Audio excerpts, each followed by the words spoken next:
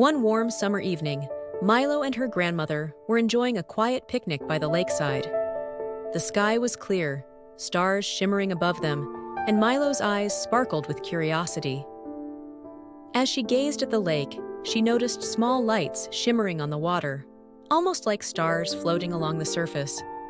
But unlike stars, these lights danced, moved, and almost seemed alive. Milo nudged her grandmother. "Grandma, what are those lights?" Her grandmother looked up, her eyes twinkling with a knowing smile.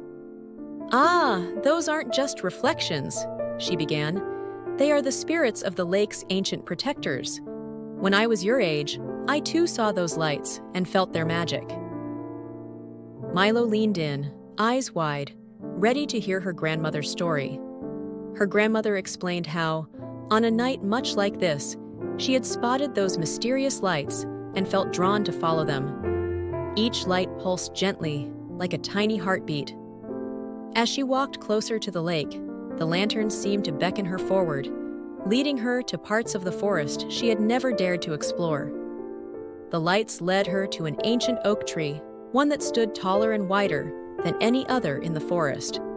Etched into its bark were symbols of animals and plants she had never seen. As she ran her fingers over the symbols, a voice whispered from the shadows. The tree's guardian, a tall, weathered man with a wooden staff, emerged.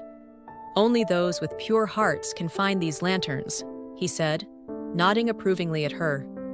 He warned her to respect the spirits of the lake, for they held secrets of life and balance. As she listened to the guardian, a breeze whispered through the trees, carrying with it sounds that resembled voices. The trees seemed to sway in tune, as if the forest itself was speaking to her. "Listen carefully, child," the guardian had said, "for nature has stories older than time, meant only for those who truly listen."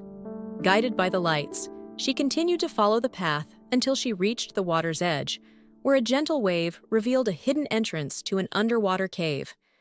Gathering her courage, she waded through, entering a world of cool darkness.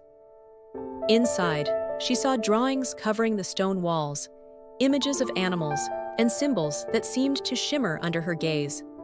In the depths of the cave, she finally encountered the lake spirits. They appeared as glowing figures hovering above the water, illuminating the cave with a soft, ethereal glow. They didn't speak, but she could feel their warmth and wisdom, filling her with an understanding of the lake's ancient importance. They reminded her of the necessity of respect, harmony, and love for nature. The spirits presented her with a small, round stone engraved with a symbol of the lake spirit. "Keep this close," they conveyed. "It will guide you whenever you need us." Her grandmother had kept the stone ever since, and as she reached into her pocket to show Milo, the same warm glow seemed to pulse in her hand. Leaving the cave, her grandmother had encountered several forest animals along the path: an owl, a fox, and a deer. Each animal looked her directly in the eyes, as if acknowledging her as a part of the forest now. They walked with her in silence, their presence both comforting and protective. Continuing through the forest, she came across a rare flower with silvery petals glowing in the moonlight. She remembered the guardian had spoken of a flower that could evoke memories of long-forgotten times. As she held it, she felt a rush of memories, some of her own, others from lives long past, as if the forest was sharing its ancient history with her. In her journey, she had stumbled upon a leaf engraved with the symbol of the lake's guardians. The intricate design seemed alive, as if the leaf was breathing. She kept it, knowing it was a sign that the spirits accepted her respect and connection with the forest. At some point in her adventure, her grandmother had heard a melody, a song unlike any she had ever heard before. The lake spirits were singing, their voices mingling with the wind, water, and trees.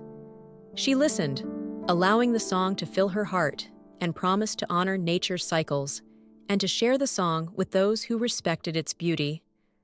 The lanterns led her to the center of the lake, where a soft glow marked the lake's heart. As she reached it, she was filled with a sense of peace, as if every living being of the forest was present, embracing her in a bond of shared existence. The spirits asked her to make a promise, to protect the forest and lake, to honor its creatures, and to never take more than what was needed.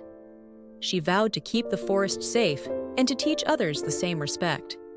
Suddenly, an old turtle appeared in her path, its shell painted with symbols and markings she recognized from the ancient oak.